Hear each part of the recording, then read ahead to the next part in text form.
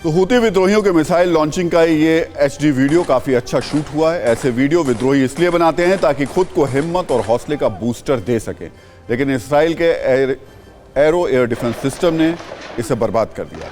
Houthi के हमलों का जवाब देने के लिए पहली बार इसराइल ने गाजा युद्ध में अपना एरो डिफेंस सिस्टम उतार दिया है। इजरायली सेना ने बताया कि लाल सागर से इसराइल के दक्षिणी शहर इलियट पर एक मिसाइल दागी गई थी, जिसे एरो डिफेंस सिस्टम ने नष्ट कर दिया। इसराइल हमास युद्ध का आज 26वां दिन है। आज तक इसराइल ने एरो एयर डिफेंस सिस्टम का इस्तेमाल नहीं किया था, लेकिन कल जब हूती विद्रोहियों ने हमला किया तो इसराइल को अपना यह हथियार निकालना पड़ा। ऐसे में सवाल है कि एरो एयर डिफेंस सिस्टम में ऐसा क्या है कि इसे इसराइल का ब्रह्मास्त्र कहा जाता है। एरो एयर डिफेंस सिस्टम एक मिसाइल डिफेंस सिस्टम है। Arrow air defence system Israel के आयरन डोम आयरन बीम से ज्यादा घातक है। डिफेंस सिस्टम में एरो 3 मिसाइल शामिल है। एरो सिस्टम को 200 किलोमीटर से ज्यादा दूरी तक मार करने वाली छोटी और मध्यम दूरी की बैलिस्टिक मिसाइलों को नष्ट करने की क्षमता उसके अंदर है। जनवरी 2022 में एरो 3 मिसाइल डिफेंस सिस्टम की सफल टेस्टिंग हुई थी।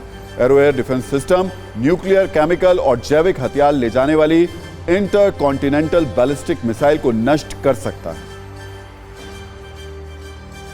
तो एक तरफ तो इसराइल पर मिसाइल अटैक बढ़ रहे हैं, दूसरी तरफ इसराइल इन मिसाइलों को हवा में ही नष्ट करता जा रहा है। लेकिन सवाल यह कि कौन है ये हूती, आखिर इस युद्ध में ये अचानक क्यों कूद पड़े। हूती विद्रोहियों ने 2014 में यमन की राजधानी पर कब्जा कर लिया था। इस कब्जे की लड़ाई में ईरान हूती विद्रोहियों का समर्थन कर रहा था। अब ईरान की शह पर हूती इसराइल पर हमला कर रहे हैं। हालांकि हूती विद्रोहियों का दावा है कि यमन सरकार ने उन्हें इसराइल पर हमला करने के लिए कहा है। हूती की तरफ से कहा गया है कि इसराइल पर हमला धार्मिक, नैतिक, मानवीय और राष्ट्रीय जिम्मेदारी है। हालांकि हूती विद्रोहियों के इस हमले को इसराइल ने नाकाम कर दिया। वैसे हूती समय समय पर अपनी ताकत दिखाते रहते हैं। पिछले महीने अक्टूबर में हूती विद्रोहियों ने एक बड़ी मिलिट्री परेड भी निकाली थी। इसमें उसने अपनी मिसाइलों का प्रदर्शन किया था। इस लंबी परेड में एक साथ हजारों हूती विद्रोही शामिल हुए थे।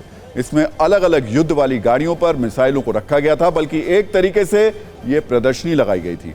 ड्रोन से लेकर शूट किए गए इस वीडियो का प्रोडक्शन बजट बिल्कुल ठीक ठाक रहा होगा। ऐसे वीडियो हथियारों की नुमाइश और प्रोपोगेंडा करने में बहुत कारगर साबित होते हैं। एक्सपर्ट्स का दावा है कि हूती अपनी ताकत दिखाने के लिए समय समय पर ऐसी परेड करते रहते हैं और इसराइल हमास युद्ध के बीच आयोजित इस परेड का मकसद इसराइल को चुनौती देना है। परेड के कुछ ही हफ्तों बाद हूती विद्रोही अपनी सारी फायर पावर इसराइल पर इस्तेमाल करना चाहते हैं। अब समझिए कि अचानक गाजा के समर्थन में इसराइल पर हमले करने वाले ये हूती विद्रोही हैं कौन। दरअसल सुन्नी बहुल सऊदी अरब के बढ़ते धार्मिक प्रभाव के विरोध में हूती समुदाय ने संगठन बनाया। 1990 में हुसैन बद्रुद्दीन अल हूती ने हूती विद्रोह की नींव रखी। Hussain Badruddin al Houthi Yemen के जैदी शिया अल्पसंख्यक समुदाय से थे। यमन की आबादी में 1/3 की हिस्सेदारी हूती समुदाय की है। यमन के बड़े इलाके में हूती समुदाय का कब्जा है। यहां से ये सऊदी अरब के खिलाफ हमले की योजना बनाते रहते हैं।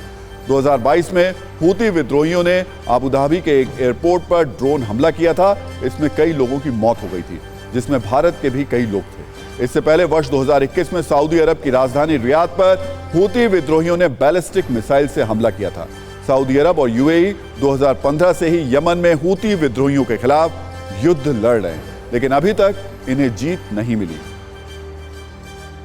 वैसे यमन से हूती विद्रोहियों के हमले के बाद अब इसराइल को एक साथ 3 मोर्चों पर लड़ना पड़ रहा है, हमास, हिजबुल्लाह और हूती। लेकिन इस युद्ध में एक दूसरी कहानी भी साथ साथ चल रही है। वो कहानी है धर्म युद्ध वाली, क्योंकि युद्ध में अब तक जो तस्वीर बनी है, जो संकेत मिल रहे हैं, उससे ये तो साफ है कि मुस्लिम देश इसराइल के खिलाफ इकट्ठा हो रहे हैं और उनका विरोध भी धीरे धीरे मुखर हो रहा है। भले ही ये मुस्लिम देश खुलकर इसराइल के खिलाफ युद्ध के मैदान में ना कूदें, लेकिन वो इसराइल का हर संभव विरोध कर रहे हैं। अब तक ईरान इसराइल के खिलाफ मुस्लिम देशों को एकजुट करने की कोशिश में लगा था, लेकिन अब यह कोशिश तुर्की कर रहा है। तुर्की के राष्ट्रपति अर्दोआन ने मुस्लिम देशों से इसराइल के खिलाफ जंग लड़ने की अपील की है। अर्दोआन ने कहा कि सभी इसराइल के खिलाफ मिलकर लड़ें, वो संयुक्त सेना बनाने में सहयोग देंगे। इन दोनों देशों के अलावा विद्वान मुस्लिमों के अंतर्राष्ट्रीय संगठन ने फतवा जारी करने के लिए भी कहा कि गाजा में नरसंहार रोकने के लिए तुरंत दखल की जरूरत है। मिस्र, जॉर्डन, सीरिया और लेबनान इसमें दखल दें। दूसरी तरफ हमास के चीफ हानिये और ईरान के विदेश मंत्री की कतर में बैठक हुई।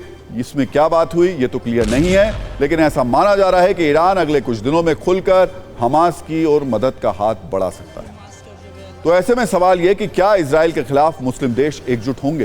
क्या ईरान के साथ तुर्की इसे धर्म युद्ध बनाने की ओर बढ़ रहा है? इजराइल और हमास के बीच जारी जंग का धर्म युद्ध वाला एंगल इसलिए बढ़ने लगा है क्योंकि दुनिया में इस वक्त दो युद्ध हो रहे हैं, रूस यूक्रेन युद्ध और इजराइल हमास युद्ध। रूस यूक्रेन के बीच रीजन की लड़ाई है, यानी क्षेत्रीय लड़ाई, जमीन पर कब्जे की लड़ाई। वहीं इजराइल हमास के बीच की जंग रीजन से बढ़कर रिलीजन यानी क्षेत्र से बढ़कर धर्म की लड़ाई बन गई है। एक एक बम, एक एक धमाका पूरी दुनिया को ग्लोबल धर्म युद्ध की तरफ ले जा रहा है। जिस तरीके से मुस्लिम देश इजराइल के खिलाफ एकजुट हो रहे हैं, उससे आपको ये बात समझ में आ जाएगी कि पश्चिम एशिया का गाजा आने वाले दिनों में धर्म युद्ध का केंद्र बनने वाला है। पहले ऑर्गेनाइजेशन ऑफ इस्लामिक कोऑपरेशन यानी OIC हमास पर इजराइल के हमले को मुसलमानों पर हमला बताया उसने। इसके बाद अब तुर्की मुसलमानों की संयुक्त सेना बनाने की बात कह रहा है। अब फिर से ईरान के सबसे बड़े धर्मगुरु ने इसे मुसलमानों पर हमला कहा है और दुनिया के मुस्लिम देशों से इजराइल के बहिष्कार की अपील की। वैसे ईरान और तुर्की इस युद्ध में अपना एक भविष्य देख रहे हैं और वो भविष्य है मुस्लिम देशों का खलीफा बनने का, और इसलिए दोनों बढ़ चढ़कर इस युद्ध को उकसाने में, भड़काने में लगे हुए हैं। खासतौर से ईरान, जो कि हथियारों की मदद कर रहा है, दूसरे देशों को नामबंदी कर रहा है। आज का टाइम खत्म हो गया, लेकिन अपने सभी न्यूज़ मित्रों से हमारी न्यूज़ रिक्वेस्ट है कि वो सत्ता की न्यूज़ रील्स को ज़्यादा से ज़्यादा शेयर करें और अपने सुझाव हमें व्हाट्सएप ज़रूर करें।